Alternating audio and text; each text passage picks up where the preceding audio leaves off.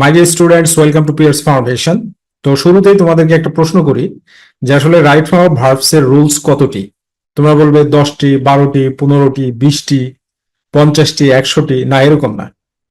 আমি তোমাদেরকে আজকে বলে দিই মাত্র 4টা রুল। মাত্র কয়টা রুল? 4টা rule. Only 4 rules of right form of verbs.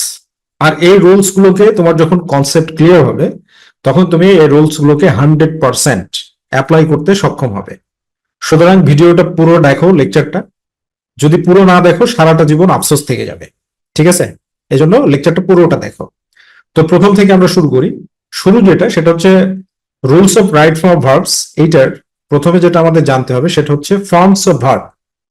আসলে ভার্বের রূপ কয়টা বা গঠন কয়টা তোমরা একটা ছোটবেলাতেই কিন্তু পড়ে এসেছো ফর্মস অফ ভার্বটা। বাট এখন এসে তুমি অ্যাডভান্স কনসেপ্ট থেকে জানো। সেটা কি? প্রথমে হচ্ছে প্রেজেন্ট ফর্ম, যেটাকে আমরা বলি base form or V1। V1 মানে ভার্ব ওয়ান, অর্থাৎ প্রেজেন্ট ফর্ম যা, বেস ফর্ম হতা, ভার্ব ওয়ান হতা। দ্বিতীয় নাম্বার কি? পাস্ট ফর্ম বা V2 বা ভার্ব টু। 3 নম্বর হচ্ছে পাস্ট পার্টিসিপল, এটাকে আমরা কি বলি? V3 বলি। আর 4 নম্বর হচ্ছে ING ফর্ম। ING form. তাহলে যেমন এইখানে যদি আমরা এবার একটা ভার্ব লিখি ডু, ডুটা কি? Present form. ডু এর পাস্ট ফর্ম কি বলো দেখি? ডিড। এর হচ্ছে পাস্ট পার্টিসিপল ফর্ম কি? ডান। এর ING ফর্ম কি? ডুইন। তো এই তো মূলত কথা। কথা হচ্ছে এখন কি কি নিয়মে, মানে কোন কোন জায়গায় প্রেজেন্ট ফর্ম ব্যবহৃত হয়, কোন কোন জায়গায় পাস্ট ফর্ম ব্যবহৃত হয়, কোন কোন জায়গায় পাস্ট পার্টিসিপল ফর্ম ব্যবহৃত হয়, আর কোন ক্ষেত্রে ING ফর্ম ব্যবহৃত হয়। এই 4টাই তো নিয়ম, না? এই 4টাই নিয়ম। এই জন্য কনসেপ্টটা পুরোপুরি একবারে 100% আগে জানা দরকার যে ভার্বের ফর্ম কয়টা? 4টা। Present form, past form, past participle, ING। অর্থাৎ V1, V2, V3, ING। তো কি কি কারণে V1 হয়, কি কি কারণে V2 হয়, কি কি কারণে V3 হয়, আর কি কি কারণে ING ফর্ম হয়। That's it. তো এইটার জন্য তোমাদের আরেকটা জিনিস যেটা জানা দরকার সেটা হচ্ছে অ্যাডভান্স কনসেপ্ট কি? Based on the forms verb is two types. মানে গঠনের উপরে ভিত্তি করে ভার্বকে 2 ভাগে ভাগ করা হয়। গঠনের উপরে ভিত্তি করে। কিসের উপরে ভিত্তি করে? গঠনের উপরে ভিত্তি করে। প্রথমটা কি? Strong verbs. আর দ্বিতীয়টা হচ্ছে উইক ভার্ব। স্ট্রং ভার্ব কোনগুলো? যে সকল ভার্বের পাস্ট টেন্স এবং পাস্ট পার্টিসিপল, অর্থাৎ পাস্ট ফর্ম এবং পাস্ট পার্টিসিপল ফর্ম করতে হলে ইন্টারনাল ভাওয়েল পরিবর্তন করতে হয়, তাদেরকে স্ট্রং ভার্ব বলে। ইন্টারনাল ভাওয়েল মানে হচ্ছে ভিতরে। ইন্টারনাল ভাওয়েল বলতে ভার্বের ভিতরের যে ভাওয়েল, সে ভাওয়েলটা পরিবর্তন হবে। যেমন দেখো, প্রেজেন্ট ফর্ম কি? বিগেইন। পাস্ট ফর্মটা কি? বিগান। এখানে দেখো আই, আয়ের জায়গাতে কি হয়েছে? এ হয়েছে। তো ইন্টারনাল কি হলো? পরিবর্তন হলো। আয়ের জায়গাতে এখানে এ হওয়া মানে কি? আইটা এ হয়ে পাস্ট ফর্ম হলো। আবার এখানে দেখো আইটা ইউ হয়ে পাস্ট পার্টিসিপল ফর্ম হয়েছে। তো এরকম ভাবে যখন ভেতরের ভাওয়েল পরিবর্তন করতে হয়, ভেতরের ভাওয়েল পরিবর্তন করতে হয় কিসের জন্য? পাস্ট ফর্ম এবং পাস্ট পার্টিসিপল ফর্ম করার জন্য। তো সেই ভার্বগুলোকে স্ট্রং ভার্ব বলে। এটা হচ্ছে লিস্ট।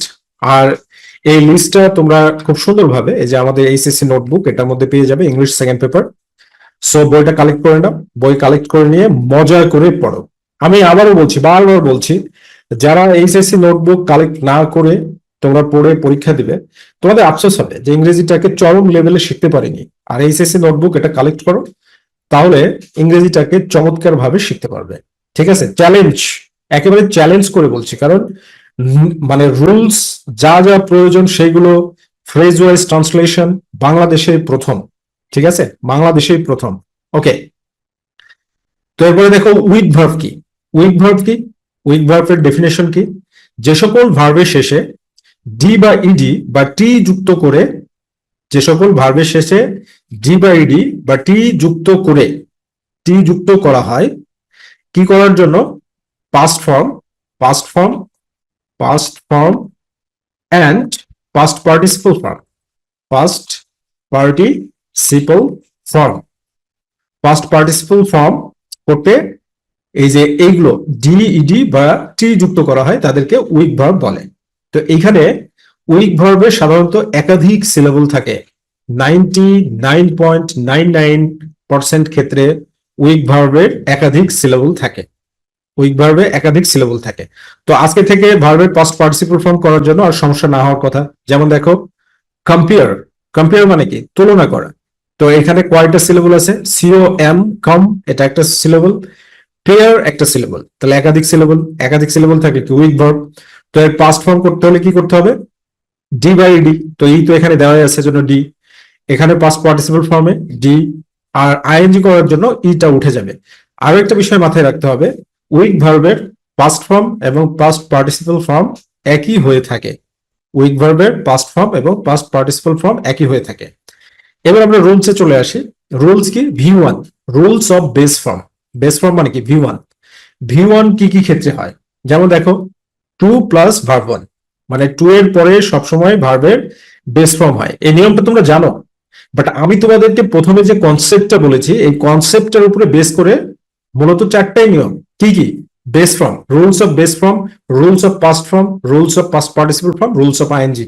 ঠিক আছে, তো তোমার যখন এই কনসেপ্টটা ক্লিয়ার থাকবে, কনসেপ্ট ইজ পাওয়ার, আর কনসেপ্ট ইজ পাওয়ার, আর প্র্যাকটিস করার জন্য এই যে এইচএসসি নোটবুক, হেল্পলাইনে ফোন দিয়ে এখনই কালেক্ট করে নাও। ওকে, তাহলে এখানে কি বলছে দেখো, v one, he wants to learn a new language, সে একটা নতুন ভাষা শিখতে চায়, হি ওয়ান্টস, সে চায়, টু লার্ন শিখতে, নিউ ল্যাঙ্গুয়েজ একটা নতুন ভাষা। তাহলে দেখো, তুমি যখনই ভার্বের কি পাবে, টু পাবে, ঠিক আছে না, যেমন he wants, he wants, he wants two, এখানে আমি একটা গ্যাপ দিয়ে দিলাম, দিয়ে তোমাদের যেভাবে আসে ব্র্যাকেটে দিয়ে দিলাম হ্যাভিং, দিয়ে বললাম having the result, the result, result quickly, quickly.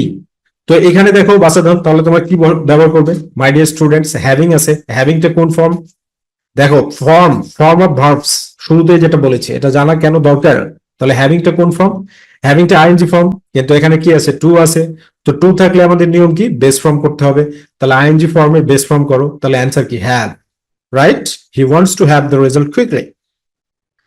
Okay, এরপরে দেখো, can, could, may, might, must, shall, should, will and would, এরপরে ভার্ব বসলে কি, ভার্বের বেস ফর্ম হবে, অর্থাৎ মডেল অক্সিলারি ভার্ব, এগুলোকে বলা হয় model auxiliary verb. Modal auxiliary ভার্বের পরে যদি ভার্ব বসে তাহলে সেটার বেস ফর্ম হয়।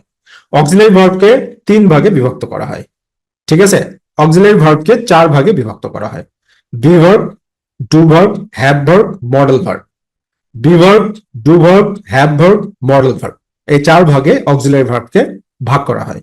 তাহলে এগুলোর পরে যখন can, could, may, might, must, shall, should, will, would, এই মডেলগুলোর পরে তুমি যখন ভার্ব পাবে, তখন সে ভার্বের কোন ফর্ম হবে, যখন ব্যবহার করবে তখন সব সময় বেস ফর্ম ব্যবহার করবে। যেমন he can do it, he can do it, ডুটা কি, বেস ফর্ম, সে এটা করতে পারে, সে এটা করতে পারে। এখন তোমাদেরকে আমি আরো একটা এক্সাম্পল দিই, এক্সাম্পল দিয়ে বুঝাই, ঠিক আছে, যেমন we should, we, we should, we should, এখানে একটা গ্যাপ দিলাম, গ্যাপ দিয়ে দিলাম, we should raised, raised, we should raised awareness, awareness among people, among people, awareness among people of the road accident, road accident।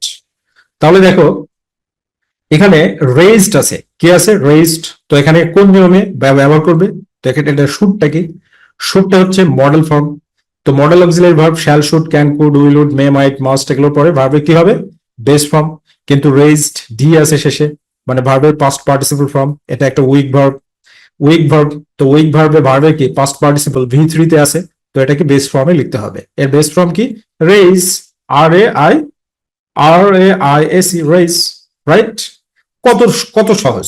তাহলে প্রথম নিয়মটা হচ্ছে rules of base form, আজকে থেকে আর ভুল হবে, মাত্র চারটা নিয়ম, রাইট ফর্ম অফ ভার্বস এর কয়টা নিয়ম, মাত্র চারটা নিয়ম। তার প্রথম নিয়মটা কি, rules of base form, rules of base form, don't forget it, okay, rules of base form.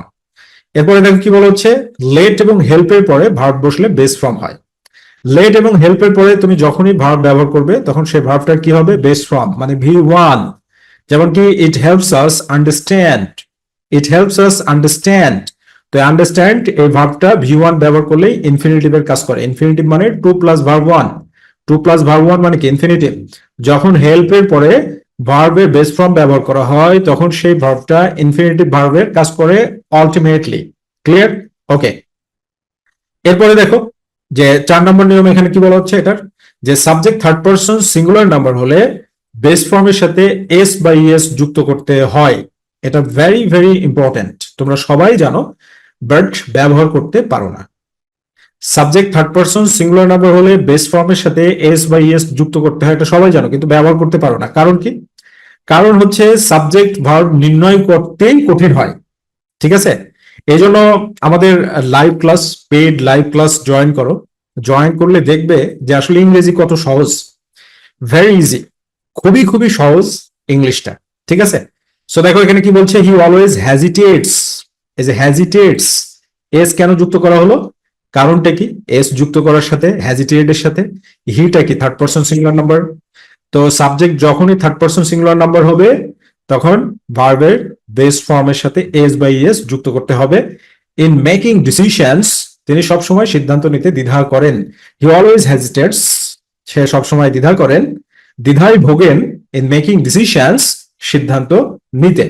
Similarly তুমি যদি এরকম বলো, যদি এরকম বলো হচ্ছে শফিক, শফিক, শফিক, এরপরে তোমার গ্যাপ দেওয়া হলো, একটা তোমার গ্যাপ দিয়ে দিলাম, গ্যাপ দিয়ে কি করলাম এখানে, যে Shafiq get, Shafiq get furious, furious because of his brothers, brothers, brother's stubbornness, stubborn, stubbornness.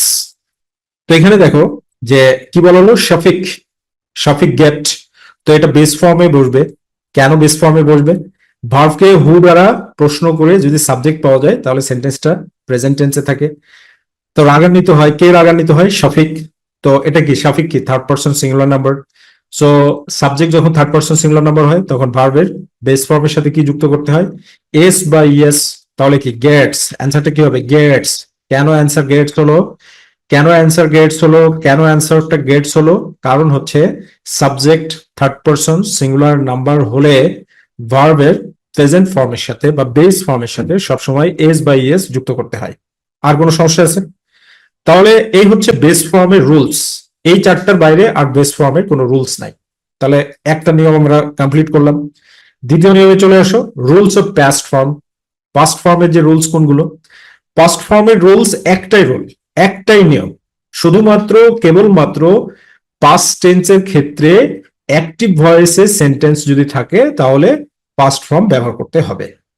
তো সেন্টেন্স অ্যাক্টিভ ভয়েসে আছে না প্যাসিভ ভয়েসে আছে, এটা নির্ণয় করার সহজ উপায় হচ্ছে কি? ভার্বকে হু দ্বারা প্রশ্ন করা। ভার্বকে হু দ্বারা প্রশ্ন করে তুমি যদি সাবজেক্ট পাও তাহলে সেন্টেন্সটি অ্যাক্টিভ ভয়েসে থাকবে। ভার্বকে হু দ্বারা প্রশ্ন করে সাবজেক্ট পাইলে সেন্টেন্সটা কিসে থাকবে? অ্যাক্টিভ ভয়েসে থাকবে। আর ভার্বকে হু দ্বারা প্রশ্ন করে যদি সাবজেক্ট না পাওয়া যায় তাহলে সেন্টেন্সটা প্যাসিভ ভয়েসে থাকবে।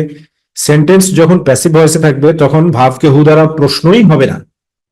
তো সেক্ষেত্রে সেন্টেন্স যখন প্যাসিভ ভয়েসে থাকে তখন সাবজেক্ট নির্ণয় করতে হলে ভার্বকে হোয়াট বা হোম দ্বারা প্রশ্ন করতে হয়।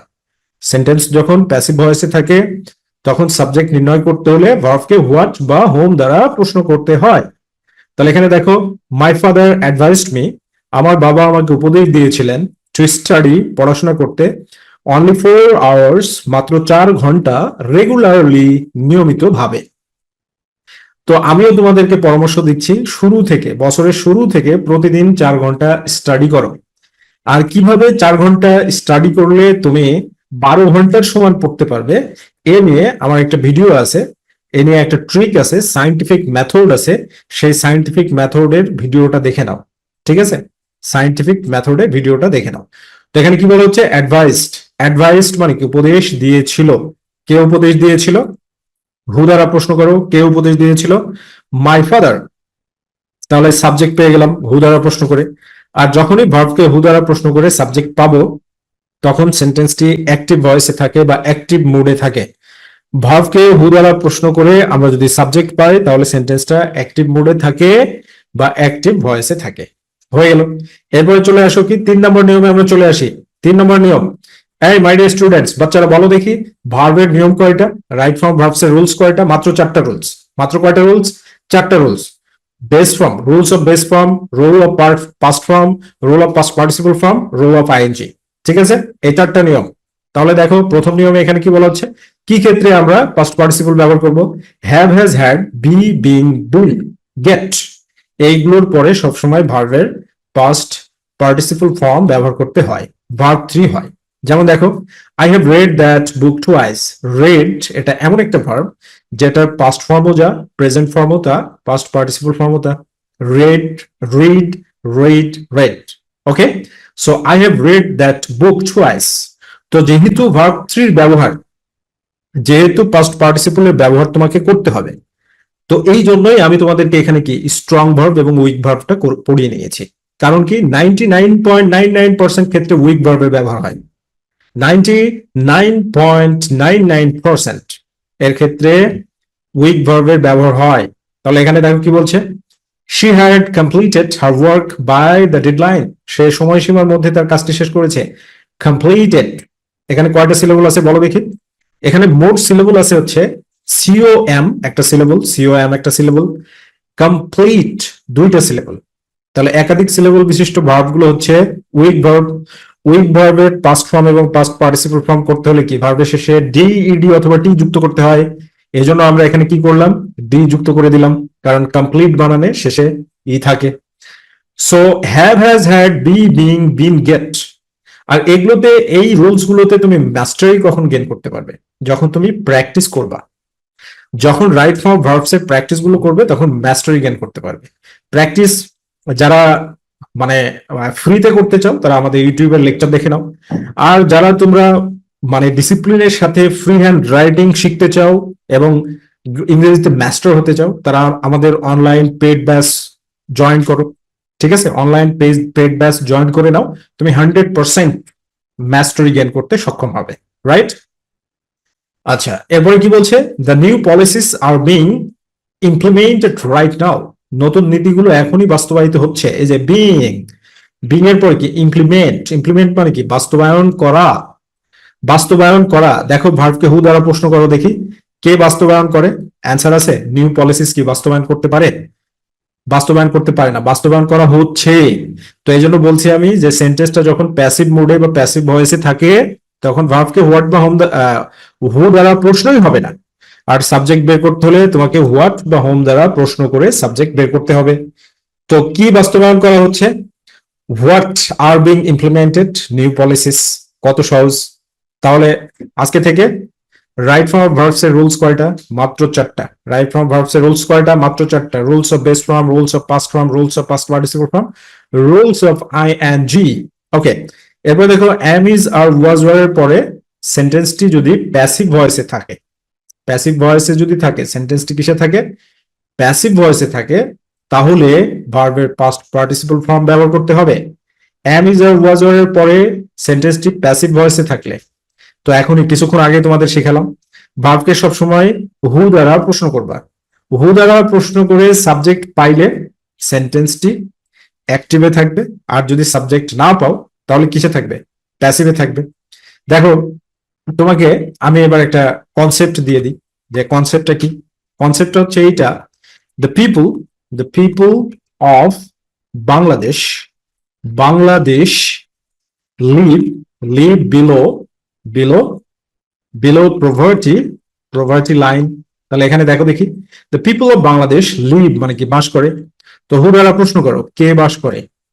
দ্য পিপল অফ বাংলাদেশ, বাংলাদেশের জনগণ, বাংলাদেশের মানুষ। Below poverty line, live below the poverty line মানে দারিদ্র সীমার নিচে। এবার তোমাকে আরেকটা সেন্টেন্স দিই, তাহলে বুঝবে। The people of Bangladesh, the people, people of Bangladesh, Bangladesh আর, এবার একটা গ্যাপ দিলাম, আর গ্যাপ দেওয়ার পরে এখানে দিলাম cheat, cheat every time, every time after, after our independence, independence. Okay, দেখো এবার চিট মানে কি প্রতারণা করা, প্রতারণা করা। তাহলে দেখো, প্রতারণা করা, কে প্রতারণা করে? বাংলাদেশের লোকজন প্রতারণা করে, বাংলাদেশের লোকজন প্রতারণা করে এভরি টাইম, এভরি টাইম প্রত্যেকবার, আফটার আওয়ার ইন্ডিপেন্ডেন্স আমাদের স্বাধীনতার পর থেকে। তো আমাদের স্বাধীনতার পর থেকে বাংলাদেশের মানুষের সাথে প্রতারণা করা হয় বা হয়েছে, রাইট? হয় নেতাদের দ্বারা। তো এখানে আর একটু সহজ করার জন্য by the, by the fake fake patriot, patriot, fake patriot বলতে এই যে যে পলিটিশিয়ানরা হাজার হাজার লাখ লাখ কোটি টাকা বিদেশে পাচার করছে, মেরে খাইছে, ঠিক আছে, এই বদমাস, এই বাটপাররা দেশপ্রেমের নামে হাজার হাজার কোটি টাকা মেরে খেয়েছে। তো এখন তুমি বলো দেখি যে প্রতারণার কাজটা কে করছে?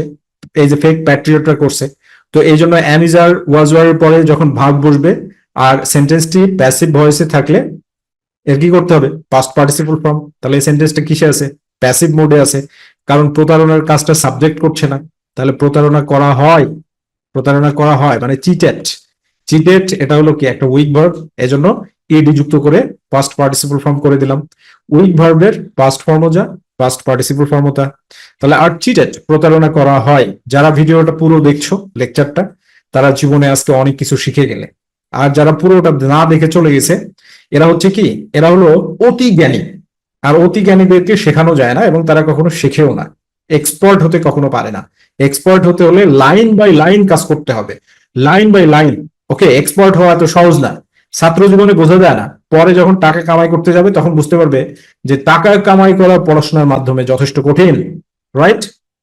ওকে, তো এখানে দেখো নোট দিয়ে দিয়েছি, এই যে এইচএসসি নোটবুক, সব সুন্দরভাবে দেওয়া আছে যে ভার্বকে হু দ্বারা প্রশ্ন করে উত্তর পাওয়া গেলে সেন্টেন্সটি অ্যাক্টিভ ভয়েসে থাকে, আর উত্তর পাওয়া না গেলে সেন্টেন্সটি প্যাসিভ ভয়েসে থাকে। তো দেখো আমাদের নিয়ম শেষ, পাস্ট পার্টিসিপলের নিয়ম শেষ। পাস্ট পার্টিসিপলের নিয়ম কয়টা? দুইটা, দুইটা বা তিনটা নিয়ম আমরা এখানে পড়লাম। রাইট? তিনটা নিয়ম। তো এইবার তুমি চলে আসো যে আইএনজি ফর্মে চলে আসো। আইএনজি ফর্ম কি? টু ব্যতীত যে কোনো প্রিপোজিশনের পরে ভার্ব বসলে আইএনজি যুক্ত করতে হয়। যেমন এখানে কি, she is involved in studying environmental science. Environmental science পড়ার জন্য অধ্যয়ন করার সঙ্গে যুক্ত। তাহলে এখানে কি, ইনটা আইএনজি, ইনটা কি প্রিপোজিশন, প্রিপোজিশনের পরে স্টাডি ভার্ব বসেছে, এজন্য এটা আইএনজি করে দেওয়া হয়েছে। সিমিলারলি এই সেন্টেন্সে অফ, অফের পরে ভার্ব বসেছে, আইএনজি যুক্ত করে দেওয়া হয়েছে। এরপরে দেখো আইএনজি দ্বিতীয় নিয়মটা কি, এইটা মানে তোমার খুব কম ক্ষেত্রে ব্যবহার হয়, ঠিক আছে। Look forward to. তো এখানে কি, view to with a view to look forward to, view to with a view to look forward to, এরপরে ভার্ব বসলে ভার্বের সাথে কি যুক্ত করতে হবে? আইএনজি যুক্ত করতে হবে। View to with a view to look forward টুর পরে যদি ভার্ব বসে তাহলে ভার্বের সাথে আইএনজি যুক্ত করতে হবে। যেমন the company has introduced new policies with a view to reducing costs. Okay, এবার 3 নম্বর নিয়মটা দেখো, সেন্টেন্সের শুরুতে, শেষে এবং মাঝে অতিরিক্ত ভার্ব বসলে তার সাথে আইএনজি যুক্ত করতে হয়। যেমন গোয়িং, গোয়িং ব্যাক হোম, তাহলে সেন্টেন্সের শুরুতে বসেছে, শেষে বসেছে। স্মাইলিং, মাঝে অতিরিক্ত ভার্ব, কারণ সটা হচ্ছে মেইন ভার্ব আর ডুইংটা হচ্ছে মাঝে অতিরিক্ত ভার্ব। তো এরপরে কি, আইএনজি যুক্ত করা হয়েছে। সো ভেরি ইজি রুল, সেটা শুরুতে, শেষে এবং মাঝে অতিরিক্ত ভার্ব বসলে আইএনজি যুক্ত করবে। এইটা, এই নিয়মটা খুব খুব লাগে, ঠিক আছে, এই নিয়মটা খুব খুব লাগে, কারণ অ্যাডমিশনের ক্ষেত্রে এই নিয়মটা খুব আসে। বুঝতে পারছো? যে অ্যাডমিশনের ক্ষেত্রে mind, finish, stop, enjoy, prefer, mind, finish, stop, enjoy, prefer, এরকম বেশ কিছু ভার্ব আছে। তার মধ্যে মোস্ট ইম্পর্টেন্ট এই 5টা ভার্ব আমি তোমাদেরকে দিয়ে দিয়েছি। এই 5টা ভার্বের পরে যখনই কোনো ভার্ব বসবে তো সেই ভার্বটার সাথে আইএনজি যুক্ত করতে হবে। ঠিক আছে, কি যুক্ত করতে হবে? আইএনজি যুক্ত করতে হবে। তাহলে দেখো, I don't mind waiting for you, তোমার জন্য অপেক্ষা করতে আমার আপত্তি নেই। I prefer studying home tonight, sorry, I prefer staying home tonight. তো এখানে কি, প্রিফারের পরে স্টে ভার্ব বসেছে, এজন্য এটার আইএনজি। ঠিক আছে, সো বইটা কালেক্ট করে নাও। স্টাডি ম্যাটেরিয়ালস যদি তোমাদের কাছে না থাকে তাহলে সঠিকভাবে পড়তে পারবে না, এজন্য বইটা কালেক্ট করে নাও। রাইট? ওকে, এরপরে কিছু নির্দেশনা দেওয়া আছে। এই হচ্ছে নিয়ম শেষ রাইট ফর্ম ভার্বস এর। তো রাইট ফর্ম ভার্বস এর নিয়ম কয়টা? 4টা। রাইট ফর্ম ভার্বস এর নিয়ম কয়টা? 4টা। Rules of present form, rules of past form, rules of past participle form, rules of ING. এইভাবে বুঝে যখন তুমি পড়বে তখন তুমি 100% এই ভাষাটাকে গেইন করতে সক্ষম হবে। আর এই গেইন করার উদ্দেশ্যেই আমরা আমাদের এই এইচএসসি নোটবুক প্রস্তুত করেছি। এইচএসসি নোটবুক তোমরা কালেক্ট করে নাও হেল্পলাইনে ফোন দেওয়ার মাধ্যমে। Thank you very much, be happy and successful.